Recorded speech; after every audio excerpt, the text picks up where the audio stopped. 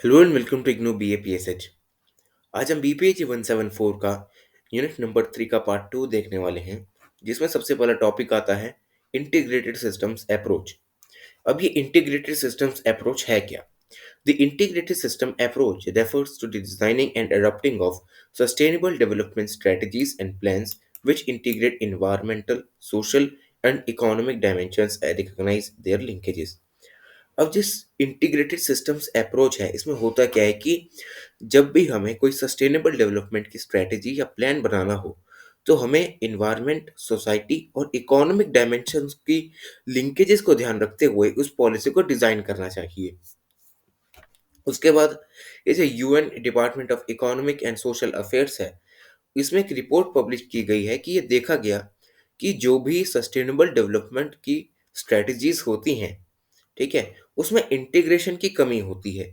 ठीक है, कोहेरेंस नहीं होता है, क्योंकि बहुत सारे नेशंस जो होते हैं वो सिर्फ इकोनॉमिक ग्रोथ और पोवर्टी रिडक्शन पे काम करते हैं, और ऐसा नहीं होना चाहिए। हमें सोसाइटी, इकोनॉमी और इन्वायरमेंट की जो भी इंटरलिंकेजेस हैं, उनको ध्यान में रखते हुए अपनी पॉलिसीज को डिजाइन करना चाहिए।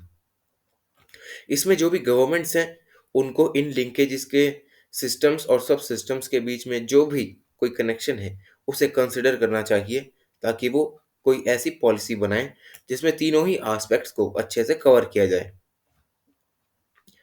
अब इस इंटीग्रेटेड सिस्टम्स अप्रोच की इंपॉर्टेंस क्या है? तो सबसे पहली जो इंपॉर्टेंस आती है वो है होलिस्टिक।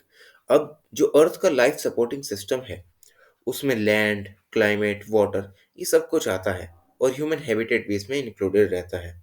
ठीक है, अब हमें ज़रूरत क्या है कि जो भी इको चेन है, ठीक है, इन सभी के बीच में हमें ये देखना चाहिए कि इन सभी के बीच में क्या कनेक्शन है। ठीक है, इन सभी को होलिस्टिकली स्टडी करके हमें कंक्लूजन पर पहुंचना चाहिए कि कैसे ह्यूमन एक्टिविटीज की वजह से जो क्लाइमेट चेंज हो रहा है, वो कैसे इकोनॉमिकली, सोशली इनको अफेक्ट कर रहा है। फॉर एग्जांपल, फ्लड्स और ड्रॉट जो है वो फेमाइन को लीड करते हैं। ठीक है, कहीं बाढ़ आ गई, कहीं सूखा आ गया, तो वहां पर अकाल पड़ जाता है, और वहां पर किसी ना किसी तरीके की डिजीजेस भी आ जाती हैं, जो कि सोसाइटी को एडवर्सली इफेक्ट करती हैं। इसमें होता क्या है कि जो पुअर है वो पुअर बनता जाता है, और इनइक्वालिटी के जरिए या सोशल इनजस्टिस के जरिए जो रिच होता है वो रिच बनता चला जाता है। फॉर एग्जाम्पल, अगर हम कोविड 19 का एग्जाम्पल लें, तो कोविड 19 में होता क्या था कि जो भी पैसे वाले लोग होते थे, वो ऑक्सीजन सिलेंडर को अच्छे से परचेज कर लेते थे। ठीक है, उनके लिए कोई बड़ी बात नहीं होती थी।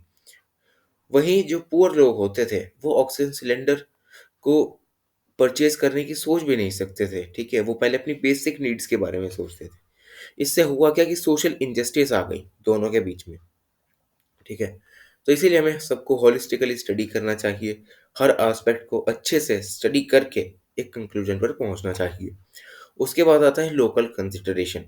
अब लोकल कंसिडरेशन में किसी कंट्री या रीजन के हमें ज्योग्राफिकल पोजीशन के बारे में अच्छे से पता होना चाहिए, क्योंकि हर कंट्री या रीजन की अपनी अलग अलग प्रॉब्लम्स होती हैं। ठीक है, एक सिंगल पॉलिसी यहाँ पर कभी भी SDGs को इम्प्लीमेंट करने में इफेक्टिव तरीके से काम नहीं करेगी। ठीक है, इसीलिए हमें किसी भी पर्टिकुलर कंट्री या रीजन का डेटा चाहिए, जिसमें उसकी ज्योग्राफी हो, टाइम स्पेन हो, और उसके कल्चरल नॉर्म्स हो, ताकि हम उन सभी के आधार पर एक सस्टेनेबल डेवलपमेंट की पॉलिसी को यहाँ पर अच्छे से इम्प्लीमेंट कर सकें। थर्ड आता है कंबाइंड एफर्ट्स वाया साइनरिज्म।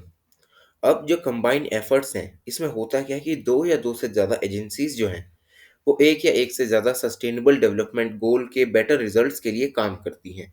अब इससे होता क्या है कि कॉस्ट सेविंग्स भी निकल के आती हैं। ठीक है, अगर इस एक SDG को टारगेट किया जाए साइमल्टेनियसली, तो एक एजेंसी एक को टारगेट कर रही है, दूसरी दूसरे को टारगेट कर रही है, तो ऐसे करते करते कॉस्ट में सेविंग्स आ जाती हैं। क्योंकि अगर एक ही एजेंसी सारे सस्टेनेबल डेवलपमेंटल गोल्स को इम्प्लीमेंट करेगी, तो वो जो भी गोल्स निकलेंगे, उनका जो भी आउटकम होगा वो बहुत ही कॉस्टली होगा। क्या पता कोई कंट्री उन्हें अफोर्ड कर ही ना पाए। तो इसलिए दो या दो से ज़्यादा एजेंसीज को सस्टेनेबल डेवलपमेंट गोल्स को इम्प्लीमेंट करने के लिए काम करना चाहिए। इसका एक प्राइम एग्जांपल आता है यूरोपियन यूनियन का, जहाँ पर एक स्टडी ने एस्टीमेट लगाया कि जो भी क्लाइमेट लेजिस्लेशन से रिलेटेड जो भी यहाँ पर पॉलिसीज़ हैं, तो कंबाइंड एफर्ट्स की वजह से यूरोपियन यूनियन ने 50 बिलियन ईयर की यहाँ पर बचत देखी है, ठीक है? 50 बिलियन यूरोज़, जिसमें कि हेल्थ कॉस्ट, डायरेक्ट कॉस्ट, जो भी एनवायरमेंटल डिग्रेडेशन से रिलेटेड कॉस्ट हैं, वो यहाँ पर इंक्लूड कर ली गई हैं। उसके बाद आता है ह्यूमन डेवलपमेंट अप्रोच। अब जो ह्यूमन डेवलपमेंट अप्रोच है, it refers to well being of humans, ठीक है? उनकी भलाई के लिए जो काम करे। ये किसी भी सोसाइटी या गवर्नमेंट का एक मेन गोल होता है अचीव करने का। उसके बाद ये ह्यूमन वेलबींग है, उसे हम सब्जेक्टिव वेलबींग के नाम से भी जानते हैं, क्योंकि ये सब्जेक्टिव क्यों है? क्योंकि हर किसी का अलग अलग परसेप्शन होता है हैप्पीनेस को लेकर, ठीक है? उसके बाद अगर हम इसे ईजिएस्ट वे में डिफाइन करें, इसका डेफिनेशन निकल के आता है कि हमें जो ह्यूमन बीइंग है, उसकी ऑप्शंस को क्या करना चाहिए, एक्सपैंड करना चाहिए। जैसे कि एवरीडे लाइफ में अगर हम देखें तो ह्यूमन बीइंग जो है a series of economic, social, political, cultural choices को अपनाता है। तो अगर वो एक ही चॉइस पर बार-बार स्टिक रहेगा, तो वो उससे डिससैटिस्फैक्शन में चला जाएगा। ये इकोनॉमी में भी काम आता है, ठीक है? अगर एक प्रोडक्ट को हम बार-बार यूज़ करते रहेंगे, ठीक है? उसको हम बार-बार यूज़ करेंगे तो इससे होगा क्या कि पहले टाइम तो सैटिस्फैक्शन पीक पर होगा, पर उसी को बार-बार यूज़ करने से हमारा जो सैटिस्फैक्शन है, वो यहाँ पर डिक्लाइन में चला जाता है। तो इसीलिए इस अप्रोच में ऑप्शंस को एक्सपैंड करने की बात की जाती है, ताकि जो ह्यूमन बीइंग है, वो किसी भी चीज़ से कभी बोर ना हो। उसके बाद जो अल्टीमेट गोल है ह्यूमन डेवलपमेंट का, वो सिर्फ़ ग्रेटर वेल्थ या इकोनॉमिक ग्रोथ को लेकर नहीं है। वो है कि जो भी ह्यूमन बीइंग एवरीडे लाइफ़ में चॉइसेस करता है, वो उसमें एक्सपेंशन देखे, ताकि उसे ऑप्शंस आगे मिल सकें। उसके बाद एक वर्ल्ड हैप्पीनेस रिपोर्ट निकल कर आती है 2020 में, ठीक है? जो कि यहाँ की 8th रिपोर्ट होती है, जो यहाँ की जो सोशल, अर्बन और नेचुरल एस्पेक्ट्स हैं एनवायरनमेंट से रिलेटेड, वो यहाँ पर ये स्टडी करती है। तो इसका पर्पस क्या है? इसका पर्पस क्या है कि जो भी सब्जेक्टिव वेलबीइंग है, उसमें कौन-कौन से मेजर्स को यूज़ किया जा रहा है, हम उसे कैसे स्टडी कर सकते हैं, ठीक है? इसका मेन गोल होता है कि सोशल एनवायरनमेंट को हम कैसे शेप करें ह्यूमन्स की हैप्पीनेस के लिए। अब कुछ मेन एरियाज़ हैं डब्ल्यूएचआर के। सबसे पहले सोशल एनवायरनमेंट फॉर हैप्पीनेस, ठीक है? अब इसमें ये देखना चाहिए कि कोई हैप्पीनेस अगर किसी को चाहिए, तो उसके लिए क्या-क्या उसके पास चीज़ें होनी चाहिए। सबसे पहले है ट्रस्ट होना चाहिए, किसी पे भरोसा होना चाहिए, ठीक है? इनइक्वालिटी को हमें रिड्यूस करना चाहिए, गुड सोशल एनवायरनमेंट होना चाहिए, ठीक है? अ सेंस ऑफ फ्रीडम होनी चाहिए कि अगर किसी के पास फ्रीडम ही नहीं है अपने लाइफ़ के डिसीज़न को लेने के लिए, तो वो कभी हैप्पी नहीं रह सकता। तो इसलिए हमें जो भी इंडिविजुअल है, उसको फ्रीडम देनी चाहिए कि ताकि वो अपनी लाइफ़ के जो भी डिसीज़न्स हैं, वो अच्छे से ले सके। उसके बाद आता है अर्बन हैप्पीनेस। अब जो happiness of the city life है, उसको अगर हम कंपेयर करें किसी भी सेम कंट्री में, तो डब्ल्यूएचआर ने पाया कि जो सिटी रैंकिंग्स हैं और जो कंट्री रैंकिंग्स हैं, वो एसेंशियली आइडेंटिकल हैं। ठीक है? ये देखा गया कि जो भी सिटी में ड्वेल करने वाले लोग हैं, जो भी सिटी में रहने वाले लोग हैं, वो ज़्यादा हैप्पियर हैं, ठीक है? ज़्यादा हैप्पी हैं दूसरे लोगों से कि जो शहरों के बाहर रहते हैं, गाँव में रहते हैं, ठीक है? क्योंकि सिंपल सी बात है, सिटी में रहने वाले लोगों के पास ज़्यादा अच्छे ऑप्शंस होते हैं, ठीक है? उनकी लाइफ़स्टाइल अच्छी होती है, स्टैंडर्ड ऑफ लिविंग अच्छा होता है, तो इसीलिए वो हैप्पी भी ज़्यादा रहते हैं। वहीं रूरल एरियाज़ की बात करें, तो वहाँ पर इंफ्रास्ट्रक्चर ही इतना नहीं होता कि वहाँ पर कोई हैप्पी रह सके, ठीक है? लिविंग स्टैंडर्ड बहुत कम होते हैं, किसी भी तरह की कोई ज़्यादा सुविधाएँ वहाँ पर नहीं होती हैं, तो ये रूरल एरियाज़ में देखा जाता है। उसके बाद है सस्टेनेबल नेचुरल एनवायरनमेंट। अब जो लोग हैं, वो मोर अवेयर बन रहे हैं, ठीक है? ज़्यादा से ज़्यादा अवेयर बन रहे हैं अपने नेचुरल एनवायरनमेंट को लेकर। उनमें एनवायरनमेंट को लेकर एक कॉन्शियसनेस पैदा हो रही है, ताकि वो अपने एनवायरनमेंट को प्रोटेक्ट कर सकें, ठीक है? उसके बाद जो डब्ल्यूएचआर है, जो वर्ल्ड हैप्पीनेस रिपोर्ट है, उसने अपने सर्वे में ये भी देखा कि जो वेरियस काइंड ऑफ पॉल्यूशंस हैं, वो लाइफ इवैल्यूएशंस पर भी बहुत ज़्यादा नेगेटिव इम्पैक्ट डालते हैं, ठीक है? उन्होंने, अगर हम एग्ज़ाम्पल लें तो उन्होंने एक लंदन में सर्वे किया और ये पाया कि जो भी नेचुरल एनवायरनमेंट्स हैं और जो हैप्पीनेस है लोगों की, उनका आपस में एक इंटरकनेक्शन है, ठीक है? वो ये देखते हैं कि जो लोग ज़्यादा खुश रहते हैं, वो क्यों रहते हैं, ठीक है? उन्होंने ये पाया कि जो लोग, ठीक है, नदियों के पास रहते हैं, पब्लिक पार्क के पास रहते हैं, जहाँ पर उन्हें कुछ एक्टिविटीज़ करने के लिए टाइम मिलता है, जैसे कि बर्ड वॉचिंग हो गया, वॉकिंग हो गया।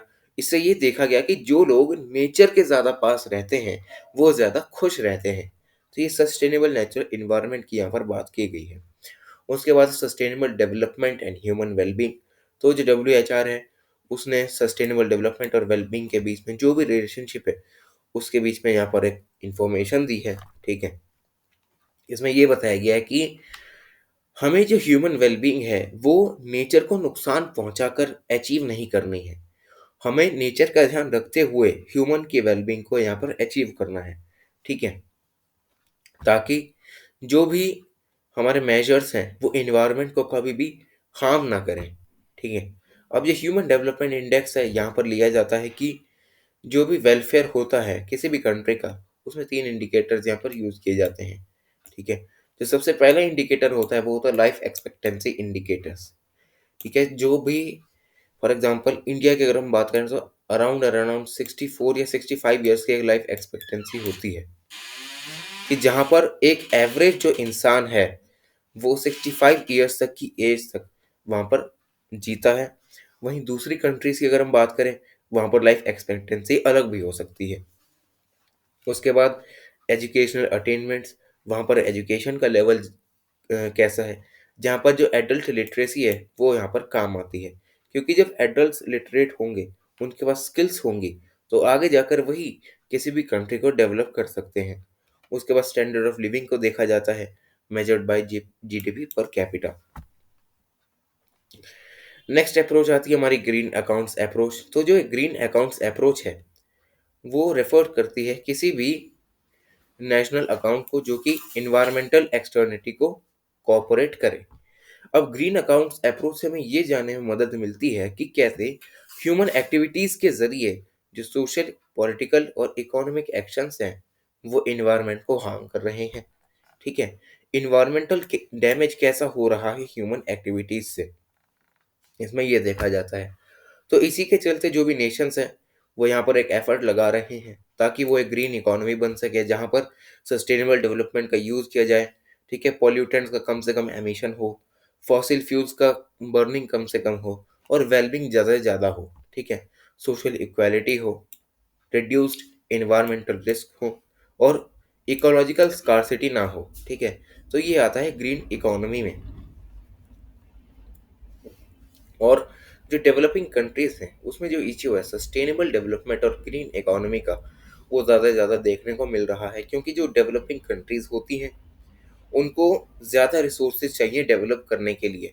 तो इसीलिए जो डेवलपिंग कंट्रीज़ हैं, वहाँ पर ग्रीन इकोनॉमी में हमें अटेंशन देखने को मिली है कि जो डेवलप्ड कंट्रीज़ हैं, वो ज़्यादा से ज़्यादा इसकी तरफ अट्रैक्ट हो रही हैं, इनको इनकॉर्पोरेट कर रही हैं अपने डेवलपमेंटल प्रोसेसेस में। तो ये खत्म होता है हमारा यूनिट नंबर 3 बीपीएजी 174 का। जाने से पहले हम प्रिंसिपल्स पढ़ लेते हैं ग्रीन अकाउंट अप्रोच के।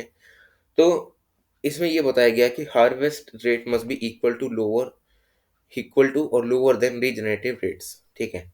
अब इसमें ये बताया गया कि हमें इतना ज़्यादा हार्वेस्ट नहीं करना चाहिए कि जो कोई भी एक यील्ड है, उसको हम पूरी तरीके से ही ख़त्म कर दें, ठीक है?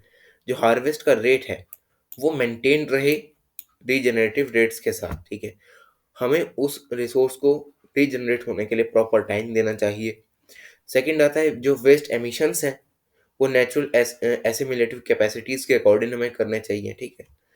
ताकि जो नेचर है, उसको इन वेस्ट एमिशंस को एसिमुलेट करने के लिए अच्छे से टाइम मिल सके, जो भी हम इकोसिस्टम में एमिशंस करते हैं।